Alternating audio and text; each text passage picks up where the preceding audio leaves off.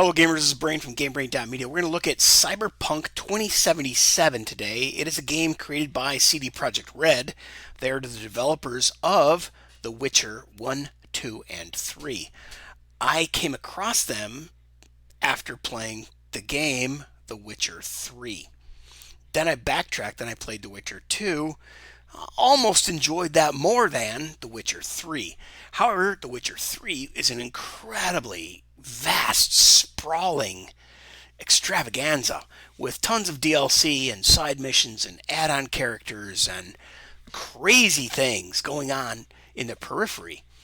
The Witcher 2 was a lot more straightforward. Just get her done, son. Loved that game, and The Witcher 1 has very different controls, very old school. I enjoyed it, but I only played like maybe 6 or 8 hours in The Witcher 1. I completed Witcher 3, it took me forever and a day, and I did all the DLC, Blood and Wine, Blood and Roses, whatever it's called. And then Witcher 2, I did the whatever version of the game I bought. If there was a premium version, then I probably did that. But dude, super, super awesome and cool. I had wicked, super smacking, freaking crack-a-lackin' expectations for the Cyberpunk 2077 game. And here are my first impressions of the first 10-hour slog through the mud, up to your knees, up to your elbows, up to your waist, just grinding through swamp water, bro. That's what I'm here to tell you. All right. Now, let's see. It doesn't appear. There we go. All right, so I already told you about CD Projekt Red, and that this is my introduction to the game. Throughout those first 10 hours, I'm just going to say I got a big vibe. Cyberpunk 2077 seems to be an amalgamation of a multitude of science fiction movies that the developers must have watched throughout their history, right? Even though I am an older person, yeah, I'm 60, bro. I've seen the movie Clockwork Orange. Now, when that movie came out, I was 6 years old. I didn't see it upon its release. I saw it later in reruns, as I'm sure that these developers, who are probably in their 30s, 40s, 20s maybe, 20s, 30s, 40s, they've seen these movies. Clockwork Orange, Blade Runner, Ghost in the Shell. Hell yeah, this movie is Ghost in the Shell like crazy. Fight Club. But instead of Brad Pitt being buried in your brain, you have Keanu Reeves buried in your brain. Not cool, dude. As much as I like Keanu Reeves, get out of my brain, dude. And then, of course, moving forward, more modern films, there's been Elysium, District 9, Judge Dredd. You get kind of a vibe from all those. Hell, you could even go to Total Recall, True Lies, and a bunch of crap from Arnold Schwarzenegger. But with regard to Cyberpunk 2077, I was sticking to the path at first, right? Making sure that I understood the world, getting through the initial introductory control systems. They teach you how to drive a car, pull a weapon, change a weapon, yabba dabba do, right? All that initial tutorial crap. I'm just dragging my legs through the mud, slogging through the tutorial and the stuff and getting there. Okay, but after I figured that out, I went off. Well, okay, wait. This screen might be in a little different place. After I figured out, or after I got past the tutorial, I actually did stay the path for a little while, and then I finally figured out that, look, I'm not having fun. I'm not enjoying the path. I'm not really, what's the word? Invested in the story. I'm not invested in the characters. I don't give a rat's ass about anybody. There's nobody important or special to me. Now, in The Witcher 3, I would say that, well, I can't even remember the main character's name. But Ciri, she was special to us, right? And I was the main character. I was playing as Garrett, whatever his name was. And my goal in life was to get to Siri and Yennefer, and and then a couple other people who were also there. Man, I can't believe how my memory escapes me. But you know, a whole different vibe. But anyway, after I figured all that out, that okay, it took 6 hours to tell me the mechanics of the game, how to drive a car, pull a gun, pick up things, talk to people, choose different, you know, 1, 2, 3 language model or question and answer, non-player character, real player character, yabba dabba doos. Um, there was a lot, or it really wasn't that tired. What really, the mechanics are freaking standard operating shit for any freaking gamer. Okay, I'm sorry to be abrupt, but it's really difficult trying to express this. Um, the controls are standard operating procedure, but the motivation and the thrust of the game is that you need to understand the backstory. And that first 6 to 10 hours that you slog through, and you have to help that guy at the beginning of the game, Jackie. Um, Man, a lot of things happen there, but they're not really. They don't make a night and day difference in the overall story, but they facilitate the telling of the backstory.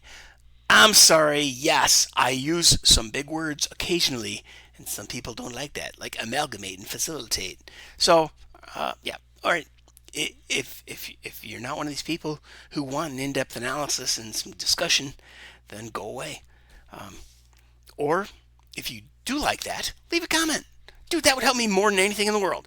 All right, so after I figured all this out, that we just plowed through all kinds of crap that is slowly, ever so slowly dragging our freaking legs through quicksand, get through the introduction of the game after 6 hours, and then 10 hours. And then I kept going with the main story. And pretty soon I was at 15 hours, and I just said, fuck it. I'm going to go do what I want. So after deciding to take the road less traveled and do whatever I want, I'm going to go off into left field, and I'm just going to start finding stuff. Grabbed a car and hit the road, dude. But I wasn't aiming at yellow exclamation points. I was just going where the road led me. And so then I started finally having fun. Holy crap. After 20 hours, almost 20 hours, it was probably 15 hours. So for the last 5 hours, I've been jacking around doing whatever the hell I want. And it has been an absolute, wait for it, game changer. Yeah. All right, so at this point, that leads us into this, right? Talking about the hours of the game, we are going to now talk about Cyberpunk 2077 by itself is a 26-hour game for the main story, but when you add Phantom Liberty DLC, you add another 13 hours. And that is the Ultimate Edition over there on your right-hand side of the screen. However, they're talking about the PS5 version. It's all the same, dude. It's all the same. So the Cyberpunk Ultimate Edition is the primary game plus Phantom Liberty rolled into one. And you can see it'll take you 45 hours to play the game. But if you do the main game and the extras, so let's see, the extra, or the main plus extra is 83. So knock 40 hours out of that for the main story. And you're looking at, 40 hours, or a little less than 40 hours, for the extras and the DLC, the side missions, and the side stories that the DLC Phantom Liberty add to the game. Now, I paid, I think, $29 for Cyberpunk and $19 for Phantom Liberty. I think. I'm not entirely sure. Anyway, this is like I commonly buy games and then I leave them set on my hard drive until I have time or interest to break them out. In this case, I've been playing this game wearing headphones. It's so slow that it was a candidate for me to play at 1, 2, 3 in the morning, wearing headphones while my roommate is sound asleep and trying not to wake him up. He gets up at 5, goes to work at a 6 o'clock start time, and boom. So this fit my use case, and I've talked about this before in LA Noire. Look up that review that I did. Man, that game's great. This game has potential to be great. It's going to be very interesting to see where this lands on my greatness scale. I haven't finished it yet. These are my first impressions. And I'm just giving you some backstory so that you can figure out, do you have an interest in buying this game? If so, just add it to a wish list and start watching the price, right? Cyberpunk 2077 by itself, $24. If you go up at the top, you notice this is the DLC page, or the page for DLC Phantom Liberty. And it's going for current best $22. So, right there, that's $50.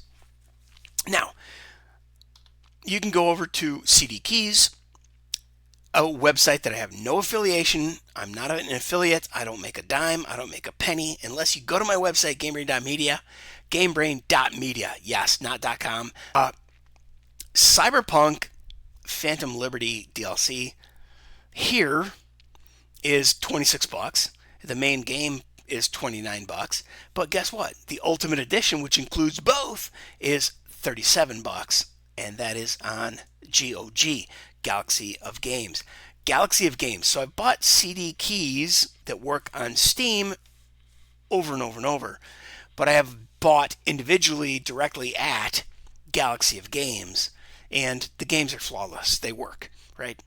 Now, this is a game that comes with its own launcher, just like Rockstar Games. Anti-piracy protection stuff. So you're going to have to install, or the game will, during the installation process, it's going to install the CD Projekt Red launcher. Now, if you have multiple games by CD Projekt Red, that's the launch platform that you're going to use anyway with any game you buy from the company. So anyway, just wanted to give you the background on the Bang Bang time aspect. And like I said, it's going to be about 45 hours for the main story with the Ultimate Edition, which includes the base game and the DLC, Phantom Liberty. So that's about 45 hours of main story and about 40 hours of extra stuff. But, if you're slow like me and you stop and smell the roses, eat the bananas, kill the alligators and all that stuff, you're going to be looking at some good value here. All right, so, but wait, there's more. Oh yeah. All right, so I put this together to just show you. I just wanted to give you my first impressions of this game initially, and that's everything that came before this particular slide or this screen. All right. Please leave a comment if you have something to say. I don't want to give you any spoilers. Please, no spoilers. No spoilers, please. All right. Now, it's got a great character creator, right? And I think I just need to hit go. All right, got a great character creator, but you never see your character unless you look in a mirror. It's got great vibe as far as a weird Blade Runner world landscape. It's got Keanu Reeves. What more do you want? Keanu, however you say his name. It's got jacked up cities. It's got weird, oddly dressed women everywhere. It's got interesting characters who have meaning and breadth. Breadth. Breadth. Breadth. Right? You got friends. You have Karen Bowman, dude. I'm going to put a video out about her next. Coming up. You got just an insane environment. And, oh, yeah, there I am. I don't know how I got to see myself.